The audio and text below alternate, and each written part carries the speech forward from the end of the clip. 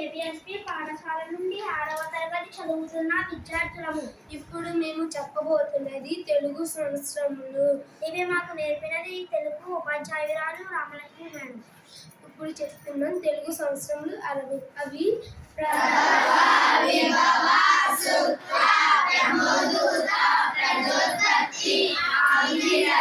Srimukha